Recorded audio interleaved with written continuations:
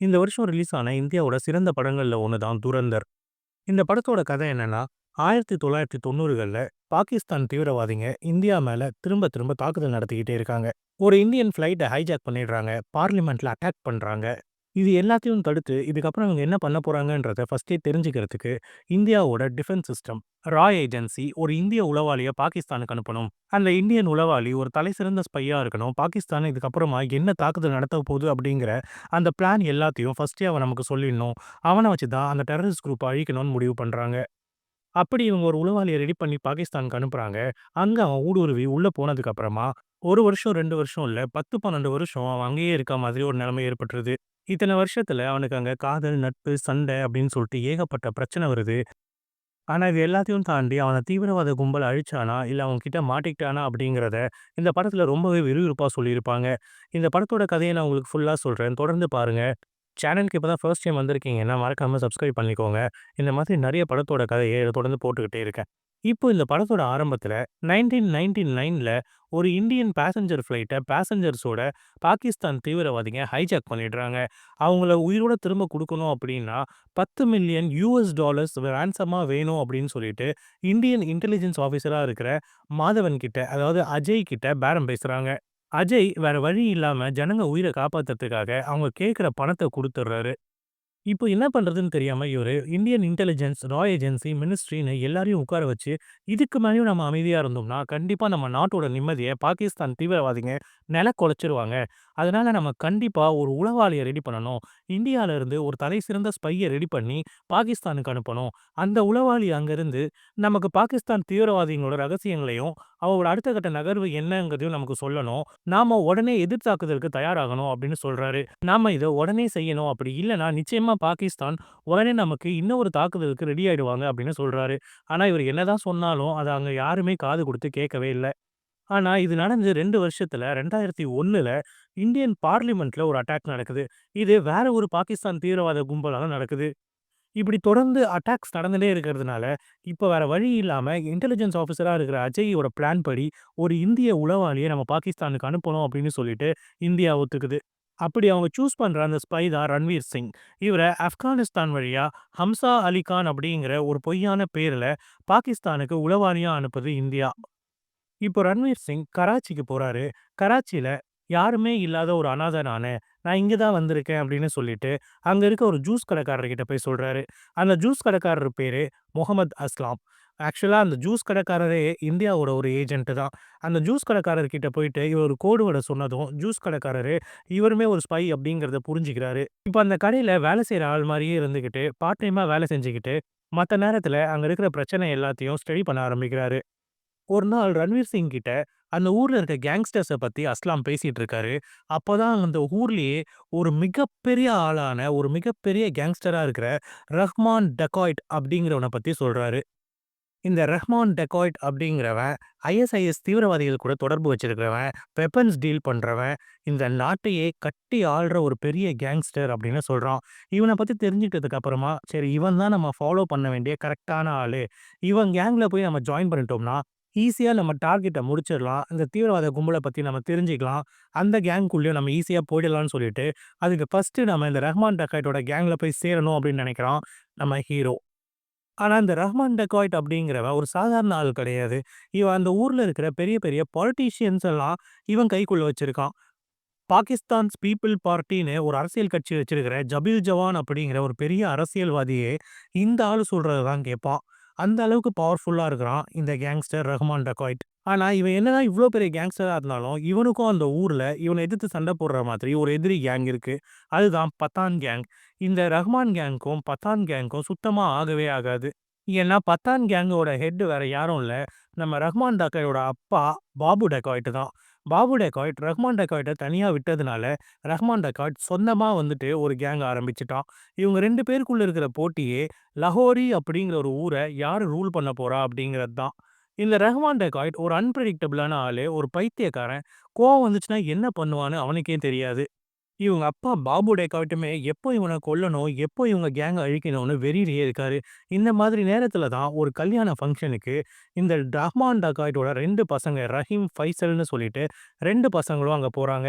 ஆனா, இவங்க அங்க வர்ற விஷயம் பாபு டேகாய்ட்டோட கேங்குக்கு தெரிஞ்சு, அவங்கள கொல்றதுக்கு பாபு டேகாய்ட்டோட ஆளுங்க அங்க கன்ஸோட வந்துடுறாங்க.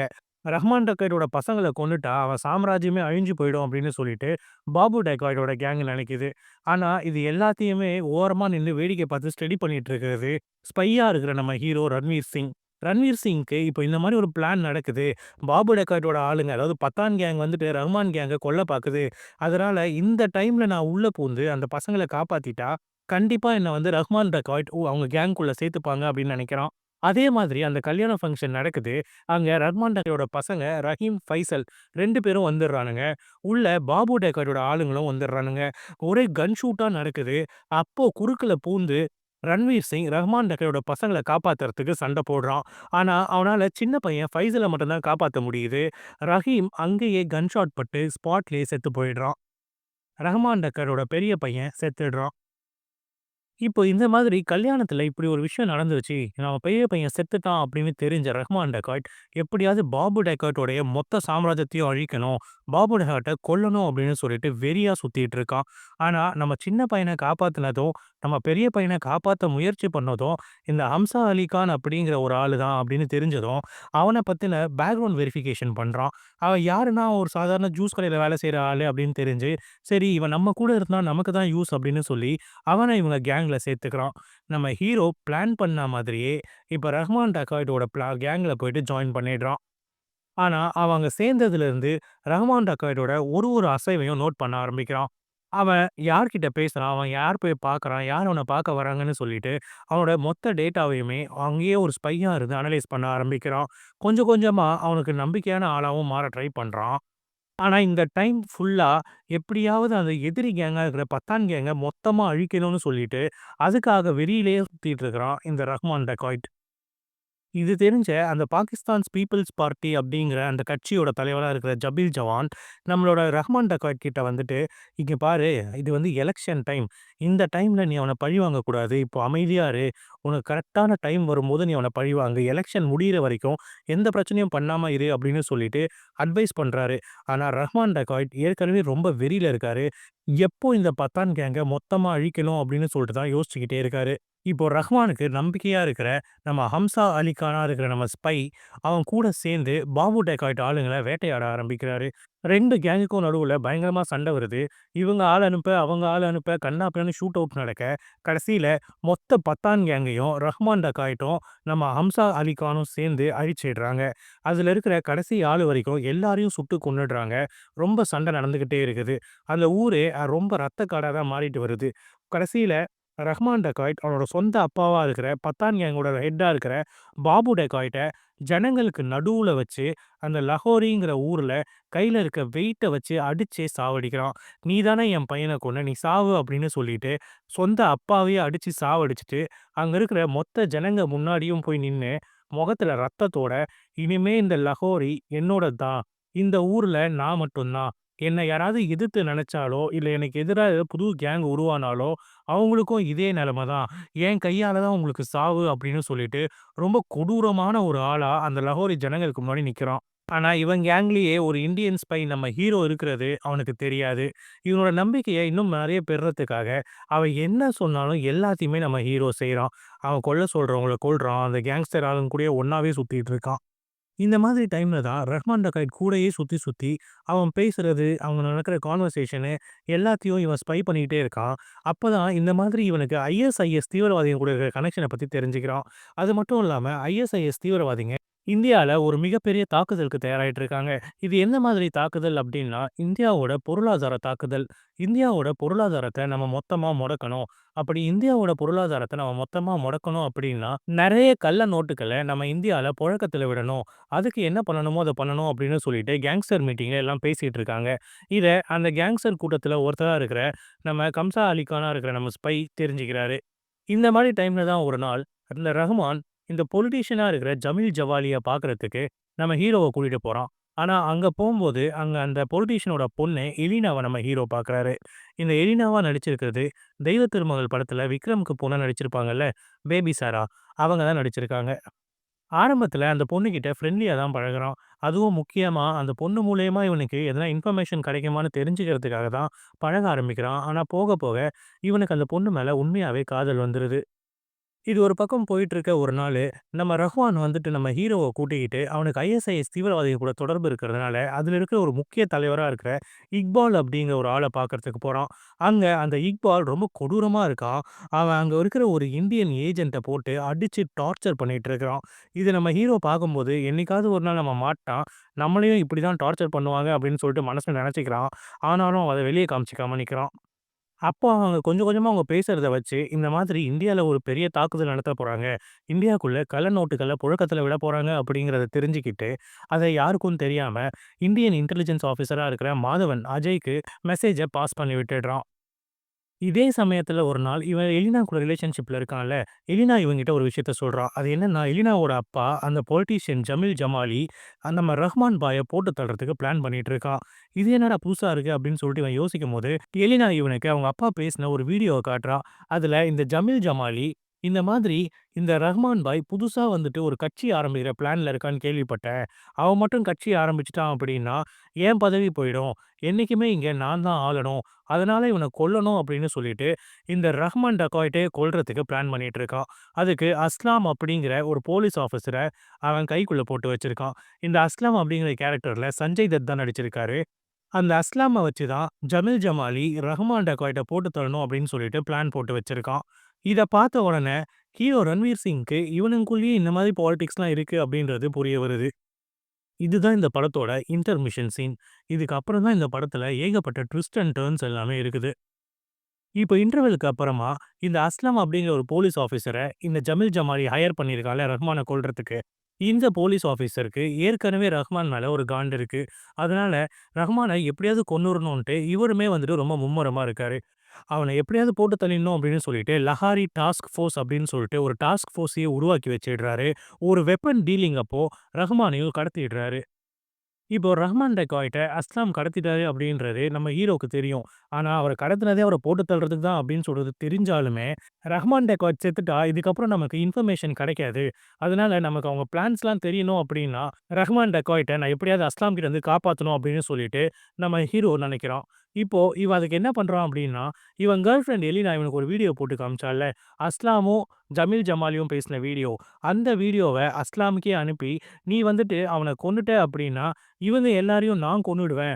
கொளுத்தி விட்டுட்டு போய்க்கிட்டே இருப்பேன்" அப்படின்னு சொல்லிட்டு, முக்கியமான போலீஸ் ஆஃபீசர் நெறைய பேர கடத்தி வச்சிடுறான். லைவ் ஸ்ட்ரீமிங்ல வந்து அந்த வீடியோவ அனுப்பி அஸ்லாம மிரட்டுறான்.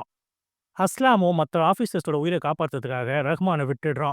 ஆனா, இதுக்கப்புறமா ரஹ்மானுக்கு நம்ம ஹீரோ அம்சா அலி கான் மேல ஒரு பெரிய நம்பிக்கை வந்துருது. நமக்கு ஒரு ரொம்ப முக்கியமான ஒரு விசுவாசி கிடைச்சுட்டான். இவன் நம்ம கூட இருக்கிற வரைக்கும் யாராலும் நம்மள எதுவும் பண்ண முடியாதுங்கிற அளவுக்கு யோசிக்க ஆரம்பிக்கிறான். ஆனா, உண்மையாவே அவன் இவன காப்பாத்துனதே, இவன் மூலியமா டெரரிஸ்ட்டுங்கள பத்தின விஷயங்கள் தெரியும். அதுக்கப்புறமா இவன போட்டு தள்ளலாம் அப்படிங்கிறது தான். இப்படி போயிட்டு இருக்கும்போது, திடீர்னு இங்க இந்தியால மும்பைல ஒரு பிளாஸ்ட் நடக்குது. இந்தியால குண்டுவெடிப்பு நடத்தணும். தொடர்ந்து இன்னொரு தாக்குதல்கள் நடக்குது. இது எப்படி நடக்குது அப்படின்னு சொல்லிட்டு, அங்க உளவாளியா இருக்கிற நம்ம ஹீரோவுக்கே தெரியல. எப்படியாவது இத பத்திலாம் தெரிஞ்சுக்கணும் அப்படின்னு சொல்லிட்டு, ஹீரோ இன்னொரு பிளான் போடுறான். இவன் என்ன பண்றான்னா, எலினாவோட அப்பாவா இருக்கிற அரசியல்வாதி ஜமீல் ஜமாலி கிட்ட போயிட்டு, இந்த மாதிரி நானும் உன் பொண்ணும் லவ் பண்றோம். நான் ஒண்ணு பண்றேன். நான் உன் பொண்ண கல்யாணம் பண்ணிக்கிறேன். அதோட ரஹ்மான் டக்காய்ட்ட கொல்றதுக்கும் உனக்கு ஹெல்ப் பண்றேன். ஆனா, ரஹ்மான் டக்காய்ட்ட பத்தின டீட்டெயில்ஸ் எல்லாமே நீ எனக்கு சொல்லணும். உனக்கு தெரிஞ்சது எல்லாத்தையும் நீ எனக்கு சொல்லணும். நீ எனக்கு இதெல்லாம் சொன்ன அப்படின்னா, நாம ஒண்ணா இருக்கலாம். அது மட்டும் இல்லாம, இந்த லகோரி இதுக்கப்புறம் உன்னோடது. இந்த கராச்சில இருக்கிற லகோரிக்கு நீ தான் ராஜா அப்படின்னு சொல்லிடுறான். இதுக்கு ஜமீல் ஜமாலியும் ஒத்துக்கிறான். இப்போ அவங்க ஒத்துக்கிட்ட மாரி இவங்களுக்கு கல்யாண ஏற்பாடு நடக்குது. அந்த ஃபங்ஷனுக்கு ரஹ்மான் டக்காய்ட்டும் வரான். அந்த ஐஎஸ்ஐஎஸ்ஐ ஒரு முக்கியமான தலைவரா இருக்கிற இக்பால் இருக்கான்ல, அவனும் வரான். அந்த இடத்துல இருந்து தான் அவங்க ஒரு வெப்பன் டீலிங் பத்தி பேசுறாங்க.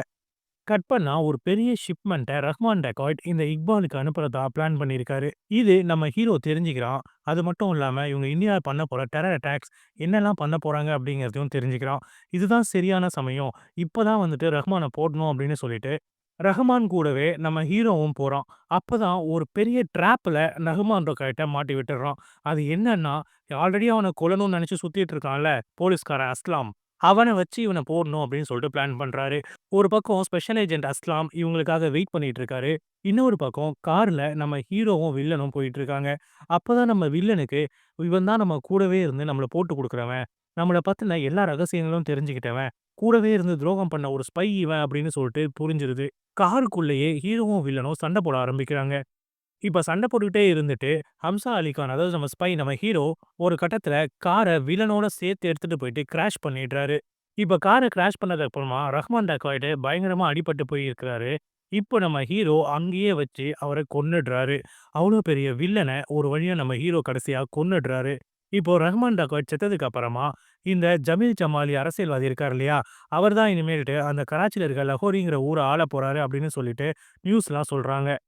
இப்போ ஹீரோ ரத்த வெள்ளத்தோட அவர் வீட்டுக்கு வராரு. அது இப்போ அவரோட டைரி எடுத்து, அதில ரஹ்மான் டக்காய்ட் அப்படிங்கிற பேர அழிக்கிறாரு. இப்ப அடுத்து இப்ப அடுத்ததா படே சஹாப் அப்படிங்கிற ஒரு புது ஆப்பரேஷனுக்கு இவர் ரெடி ஆவுறாரு. இதுதான் இவரோட அடுத்த ஆப்பரேஷன். இப்ப தான் நமக்கு ஒரு விஷயத்த ரிவீல் பண்றாங்க. நம்ம ஹீரோவோட உண்மையான பேரு ஜஸ்பிரீத் சிங். இவரு ஒரு மரண தண்டனை கைதி. இந்தியால பஞ்சாப சேர்ந்த இவரு மரண தண்டனை கைதியா இருக்கும்போது, இவருக்கு ட்ரெய்னிங்லாம் குடுத்து, இவர இங்க ஒரு ஸ்பையா அனுப்பி வச்சிருக்காங்க. பாகிஸ்தான்ல இருக்கிற பாகிஸ்தான் தீவிரவாதிகள அழிச்சு, பாகிஸ்தான் தீவிரவாதிகளோட திட்டம் என்னங்கிறத இந்தியாவுக்கு தெரியப்படுத்துறதுக்காக ரொம்பவே ட்ரெய்னிங்லாம் குடுத்து அனுப்பி வைக்கப்பட்ட ஒரு ஸ்பை தான் இவரு. இந்தியன் ரா ஏஜென்ட். இப்போ இவரோட முதல் டார்கெட்டா இருந்த ரஹ்மான் டக்காய்ட்ட அழிச்சுட்டாரு. இப்ப அடுத்து படே சஹாப் அப்படிங்கிற அடுத்த டார்கெட்டுக்கு ரெடி ஆவுறாரு அப்படின்ட்டு இந்த படத்துக்கு பார்ட் 2 லீடு குடுத்து முடிக்கிறாங்க. இதோட இந்த படம் முடியுது. இது 3 மணி நேரத்துக்கு மேல ஓடுற ஒரு படம். ஆனா, இந்த படத்த நான் உங்களுக்கு ஒரு 15 நிமிஷத்துக்குள்ளேயே சொல்லி வச்சிருக்கேன். இந்த படம் இப்போ ஓடிடிலயே இருக்கு. விருப்பப்படுறவங்க அதிலயும் போய் பாருங்க. உண்மையா இந்த படம் உங்களுக்கு போர் அடிக்கவே போர் அடிக்காது.